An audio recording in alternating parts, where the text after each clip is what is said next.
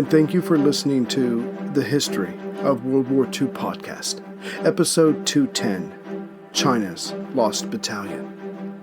Last time, the Japanese Expeditionary Force, under General Matsui, had finally been able to push south of Wusong Creek and reach Zumantang Creek 2 miles away at Dachang. Even better, some of the attacking units had been able to cross over late on the morning of October 24th. This was possible after the nationalist counterattack on either side of Wusong Creek had failed. It seemed that Shanghai proper was indeed about to be threatened directly from the west. And yet Matsui was not satisfied. He guessed that the last few days spent hiding in trenches had robbed his men of their offensive spirit. But now that the resistance before them was broken, it was, once again, time to push forward. So, hoping to spark their adventurous spirit, even through shame, the general called his divisional commanders to his headquarters and let them know he was disappointed. The men around him quickly threw up excuses that they didn't have enough supplies. The men were still tired from a lack of food. But what they did not say was the more relevant truth, that the commanders had already lost their best men, so were now more cautious in approaching the enemy lines. This was a wise move, as the hardened superior officer would have verbally lashed at them. But Matsui was about to get help from the defenders themselves.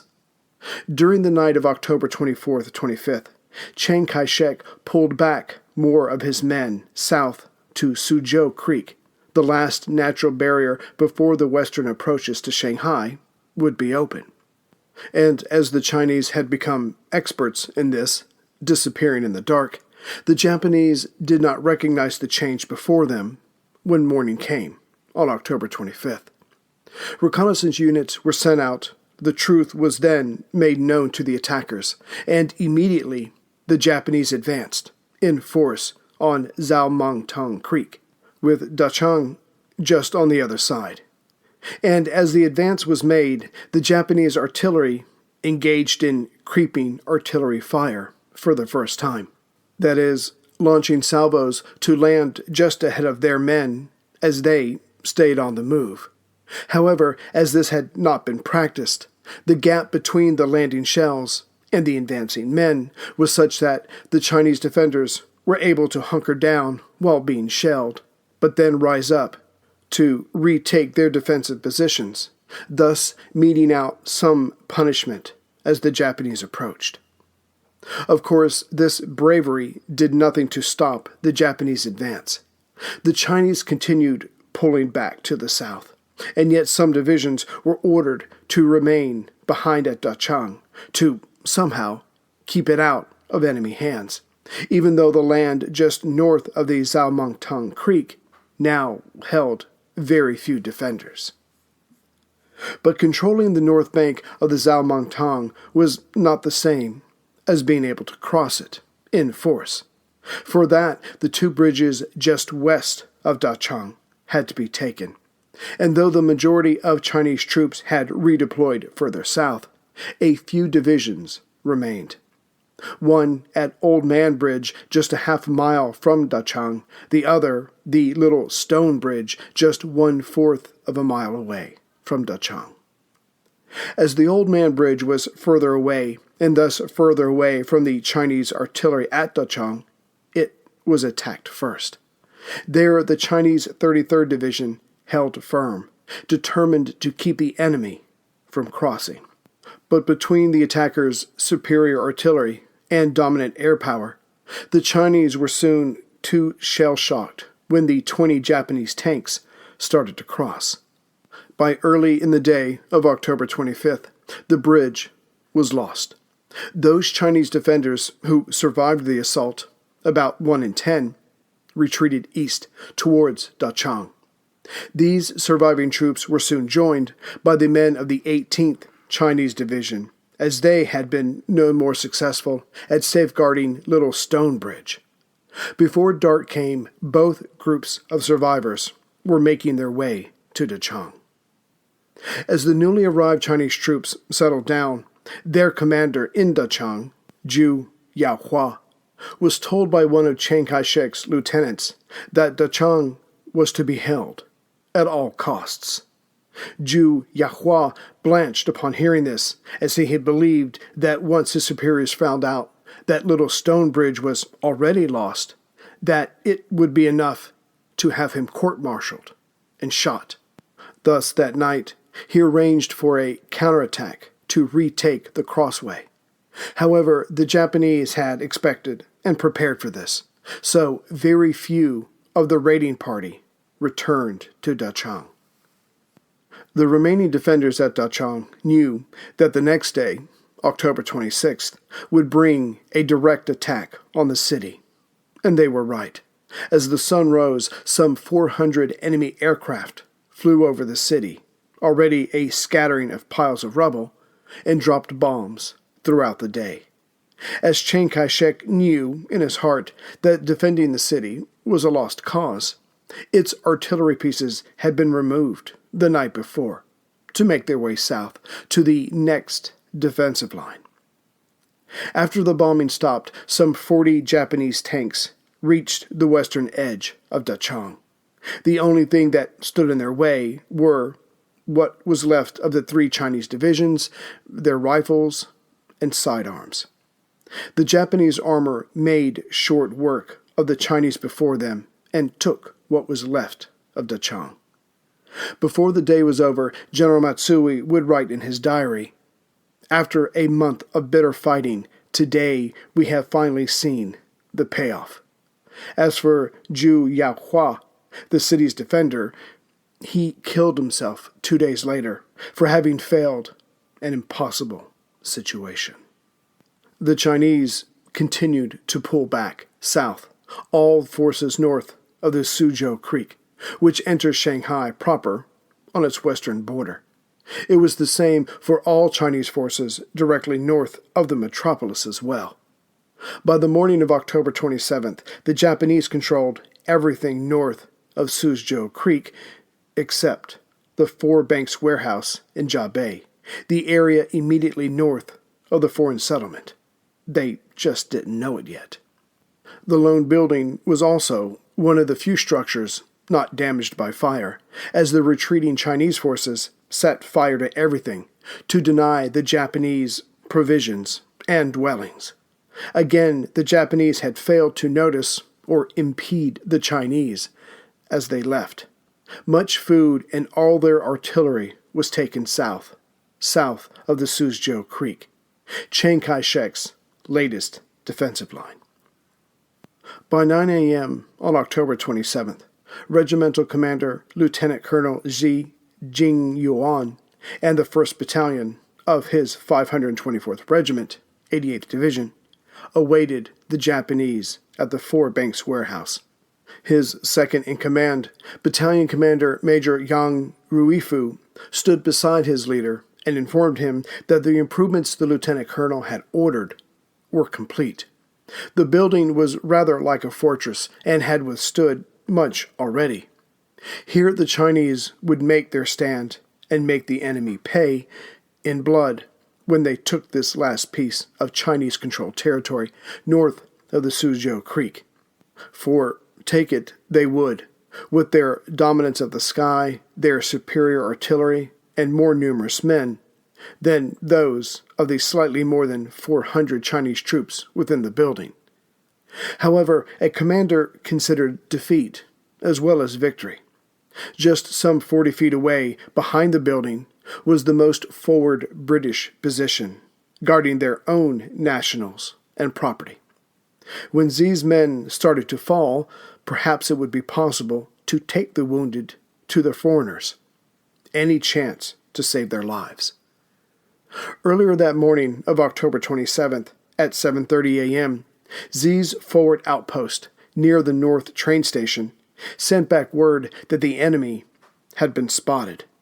Z ordered those men to engage the enemy and then retreat, bringing the attackers with them. There was no sense in letting the Japanese determine how the fighting would start. Better to be the instigator. The men of the forward post did as they were told and soon were back with the others. However, there was a delay before the enemy came. Obviously, they were quite unaware of the battalion's presence, or their exact location, having assumed the Chinese had pulled out completely. Z got his men spread out throughout the building and waited. Around 1 p.m., the Japanese troops came. However, they did so marching, as if on parade, behind a large rising sun banner. Z let them get in close, and then ordered his men to open fire. 5 enemy troops fell instantly. The rest ducked and ran for cover. The surviving Japanese called for reinforcements, which arrived within an hour. This time the enemy came not behind a rising sun banner, but artillery shells. The Japanese were held off, but the men Commander Z had behind a wall just outside the building were forced back inside. With both sides still exchanging bullets, Second-in-Command Yang ordered 12 men to the roof to lob grenades down on the attackers. The men did so, and this drove the enemy back, who had no answer for such an attack. Another 7 Japanese troops were left behind, dead. As the Suzhou River was not that far away, the defenders' comrades on the other side watched the battle for the building unfold, along with several foreign correspondents. When the Japanese came a third time, they did so warily, slowly, always keeping a piece of rubble between themselves and the Chinese troops. Perhaps they believed that they were approaching unawares, but this was not so. The Chinese troops had been watching them all along, but were told to hold their fire. Only when the Japanese soldiers were relatively close were more grenades dropped on them. Again, the survivors ran away, but a few came back for their wounded comrades. These brave, caring men then died in their turn. Mercy had long since departed this field of battle. Here's a question for you. What would you do to save humanity? And how far would you go to stop someone who was getting in your way? The ancient rivalry of assassins and Templars cuts to the heart of good versus evil, but it wasn't always clear who was good and who was evil. Plug in to explore the amazing world of medieval feuds. Echoes of History, Assassins vs. Templars is a special collaboration between History Hit and Ubisoft, the masterminds behind the Assassin's Creed games. Hosted by Dan Snow from History Hit and Matt Lewis from Gone Medieval, together they will take a close look at the real history of the secret societies, which inspired the Assassin's Brotherhood and the Templar Order in the Assassin's Creed games. Plus, they will bring on other premier historians as they discuss unearthing the myths of the Grail and who really was the inspiration for the main characters in the game. Echoes of History, Assassins vs. Templars podcast is available right now wherever you get your podcasts. Listen and subscribe to Echoes of History today to discover the hidden truths that have shaped our world and inspired the video game series. That's Echoes of History wherever you get your podcasts. Listen today and subscribe for more. The sun set on October 27th. But the 1st Battalion of the 524th Regiment did not rest, could not rest. Their wounded had to be tended to, their defensive positions strengthened. When light came on October 28th, many Japanese planes flew over the Four Banks warehouse, but not one of them dropped a bomb. Most likely, Matsui knew that even if one bomb went astray, crossed the Suzhou, and landed amongst the foreigners, then Tokyo would have an international situation on its hands and would probably replace him. Still, many enemy guns were brought forward, and at 3 p.m., another attack commenced. The Chinese defenders were brought up short when they realized that some of those enemy artillery pieces had been hauled to the tops of buildings as shell and machine gun fire came from the roofs of several nearby buildings. Z and his men had to resist for a full 2 hours before the Japanese pulled back. And yet what seemed like a victory was not, for the attack was not what it seemed. During the contest, the Japanese had found the water supply to the Chinese building and had it cut. The Chinese soldiers put their remaining water under lock and key and began to store their urine to put out future fires. That night the wounded were carried across the Suzhou River. The men were told that if anyone asked, they were to say that there were some 800 Chinese troops inside the building. Thus the story, the legend of the 800 heroes, arose. And yet, despite the heroic attempts of the 524th Regiment, China was losing the larger war. The countryside to the north and west of Shanghai was being gobbled up by the Japanese.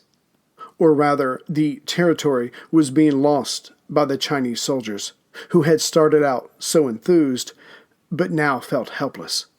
For one, after each division was whittled down to 1/3 of its strength, it was pulled to the rear, remanned, and then put back in the field. So, in time, each and every soldier could expect to die. And the men quickly figured this out. There was no campaign limits or such like, as the war was not going the defenders' way. Thus morale began to sink, and kept on sinking. Chiang's officers tried to keep the truth from him, knowing it would have no effect on him. Still, they had to be truthful and inform their leader that the men's hearts were no longer in this fight. What's more, mutiny on a massive scale was becoming a real possibility of the men Chiang was relying on. As such, his staff agreed that a new defensive line had to be drawn up, but not one with a view to saving Shanghai. The city, to their eyes, was already lost. It was just a matter of time. No, what they sought, what they finally worked up the courage to say to Chiang, was that the next line had to be even further south, by some 35 miles, or 56 kilometers, near the city of Jiaxing, about halfway to the Hangzhou Bay. With the fighting still going on around the Four Banks warehouse, as well as at Suzhou Creek in early November, Bai Chongzi bravely stood before his leader and said the men could hardly be controlled any longer. They all knew death was coming for them, so nothing could be lost by them by simply leaving and going home, or hiding in a nearby town. But this blatant statement of China's current defensive position did nothing to move the nationalist leader. He still believed that by opposing the Japanese this close to Shanghai, it would bring the nationalist foreign sympathy, eventually in the form of military assistance. During this time of late October and into early November, the refugee crisis grew worse. What's more, the people in their huddled masses, trying to flee, were being strafed by Japanese fighters. The Shanghai Red Cross tried again to get both sides to agree to an area near the French concession that would be off limits to fighting, so the people would have a place to go. The Chinese agreed, but the Japanese, in the form of Consul General Okamoto Suemasa, replied he would have to consult with Tokyo. In the early afternoon of October 29th, Chinese civilians stationed on the south side of the Suzhou Creek, but keeping an eye out for enemy movement, sent word to the holed-up Chinese soldiers that a large body of enemy troops, at least several hundred, were en route to the warehouse. Nearby, British soldiers sent along the same message. They did not want to see the Japanese win, as one of their comrades had been killed during a recent Japanese air raid. Sure enough, the Japanese showed up with several guns and began to shell the warehouse. The attack went on for more than an hour, yet the defenders were behind 10-foot thick walls. They survived the shelling and then poured bullets into the ensuing enemy infantry attack. Yes, the enemy had been beaten back again, yet everyone knew there would come a time when they would succeed. By now the world was talking about the lost battalion. They had done their job, as the Japanese were seen as the clear aggressors. With this being the state of things, Zhang Baoning, the chief of staff for the 80th Division, contacted Commander Z and told him to get ready to pull out. By now, with the Japanese in such proximity, the only way out was to cross the Lys Bridge that would take them into the British section. As such, they would need the permission of the British. But that was easily gained, as again the British were hoping to see the arrogant Japanese defeated, or at least humbled. The British agreed on the afternoon of October 30th. Also on that day, the Japanese, sensing a change in the wind, ramped up their attack on the warehouse. Their shelling was so intense that the British sentries along the Lys Bridge were forced back. When night came, the Chinese readied themselves to run across the bridge. That was the extent of their plan. Meanwhile, the Japanese moved in even closer with their artillery. They had just been ordered to keep up the shelling non-stop until the building was theirs, or all inside were dead. With the Japanese constantly shelling, they were the ones providing cover sounds for the Chinese to get into position. In small groups, the Chinese inched towards the bridge and only began to run flat out when they were discovered and fired upon by machine guns. It took several of these groups being spotted before the Japanese realized this was a general retreat and not just a few cowards running for safety. So a tank, flanked by infantry, was sent to block the road to the bridge. A few defenders gave their lives in trying to hold back or distract the tank with a machine gun, as the last of the men ran for the bridge. As the last group started to cross, several enemy machine guns and artillery pieces turned their way and began taking down the unfortunate. However, once the men were across and met by British troops, the Japanese stopped firing, again, to avoid an international incident. By the time the lost battalion was across, some 355 of them had made it. The others, just under 100, did not.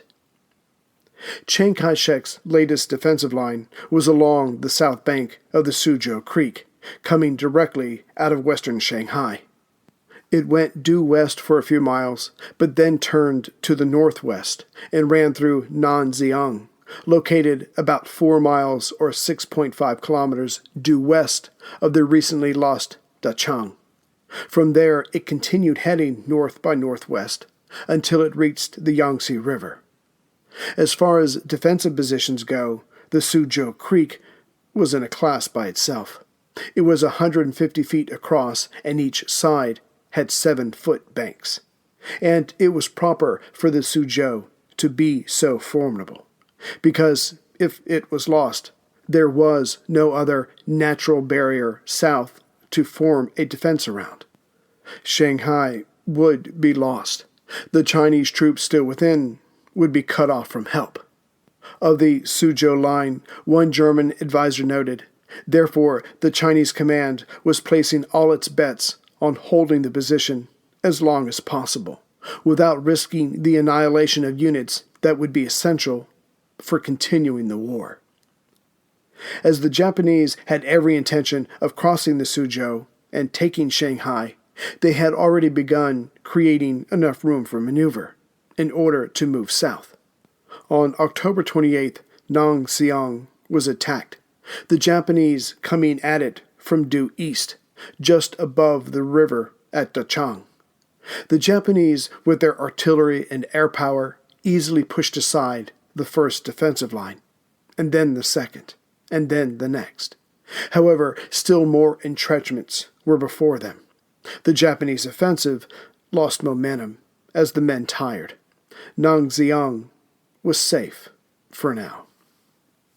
The Japanese rested and settled for taking Zhenru, in between Dachang and Nangxiang, which still hurt the defenders as most of their radio signals came from there. General Matsui had his men go after Nangxiang again on October 30th, this time led by 30 tanks. However, as there were few tank-worthy roads to Nangxiang, the Chinese were able to focus their anti-tank weapons and dish out severe punishment. The Japanese pulled back, having lost several tanks and many men. Matsui called off the attack of Nangxiang. The general then focused on crossing the Suzhou, as he believed the defenders there were still weak and unorganized from their retreat south. As this crossing had been predicted, the Japanese, in what parts of northern Shanghai they controlled, began gathering all manner of boats. This allowed the 3rd Japanese Infantry Division, on October 31st, to launch several attacks in trying to cross the waterway near the village of Zhujiajiao. This was on the eastern end of the Suzhou Creek front. The Japanese were sending in fresh troops with each attack, while the same Chinese soldiers were defending from the other side. By the afternoon, the Chinese became tired and allowed one enemy unit to reach the southern bank. The Chinese immediately counterattacked, but the stubborn Japanese held on to their tiny possession. A little to the east of this, even closer to the foreign settlement, another Japanese unit tried to cross. They had at their disposal a mile-long smokescreen and bombers close overhead, but when they reached the southern shore, they were immediately pushed back into the water by an intense artillery attack. On November 1st, the Japanese 9th Division tried to cross where the defensive line turned to the northwest. The 3 battalions, using confiscated boats, as had the men of the 3rd Division, crossed the Suzhou and gained a bridgehead. The rest of the day, as well as the next, saw the 2 Japanese divisions bring across men as fast as they could. By the end of the 2nd day, the attackers held a half-mile line on the south bank. The next day, the Chinese launched a massive counterattack and regained some of their lost territory, but not all of it. As they were only some 60 feet from the enemy, their impressive amount of artillery could not be used effectively, as shells could have easily landed down on their own men. Early in the morning of November 3rd, the Chinese defenders awoke to white gas floating amongst them. Someone yelled poison gas, and this sent panic throughout the trench works, as no one had any equipment to deal with gas. With great relief, the men realized it was only a smoke screen. But of course that meant an attack was imminent. This was the 4th day for the Battle of the village of Zhujiajiao, and the defenders had killed many enemy soldiers, but they had not taken back all of the land of the south bank. What's more, the Japanese had built a pontoon bridge across the Suzhou, which only increased the rate at which their reinforcements were coming over. Sure enough, the Japanese attacked the defensive lines. The battle went on until 4 p.m. that afternoon, and though the Chinese had held the line, their numbers had been whittled away. Of the 600 men who had started fighting in this area 4 days ago, there were only some 200 of them left. Their commander was dead. All but one of their company commanders was dead, as was most of their platoon commanders. That evening, the area's second-in-command was told to stand down and get some rest, and he agreed. But first he had one more thing to take care of: to destroy that pontoon bridge. He and some others had already tried a frontal attack, but that only ended up getting most of them killed. Then they tried sending a swimmer downstream with explosives, but that didn't work. Next, they rolled up cotton and soaked it with gasoline to send it downstream to fire the bridge, but the enemy had wisely strung up barbed wire, thus protecting the crossing. The man's last chance was to float what few sea mines they had towards the bridge. But as they were putting them into the water, the Japanese discovered this and fired upon the crew. Every man was killed, except the second in command. He had 13 bullets in him, but somehow survived. As frustrated as Chiang Kai-Shek was with his constant losing to the invaders, General Matsui was no happier. He had expected by November 3rd, the birthday of the Emperor Meiji, the 19th century ruler who reigned while Japan went from an isolated backwater entity to an industrialized powerhouse, to celebrate the day in Shanghai proper.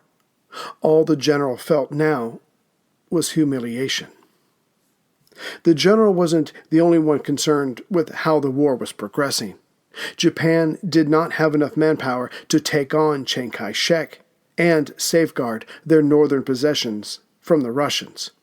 One of these fronts had to be wrapped up satisfactorily so the other could be focused upon.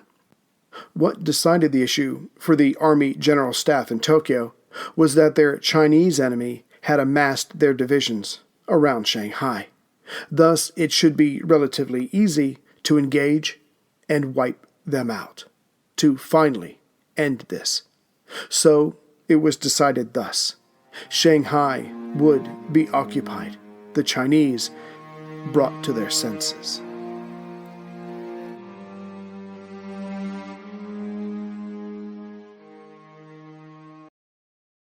What a beautiful day in nature. Boy, do I feel capital A alive. Luckily for you humans, Nature's Way put that thrilling feeling of aliveness in a bottle. Nature's Way Alive multivitamin gummies. Delicious multivitamins inspired by nature. Nature's Way.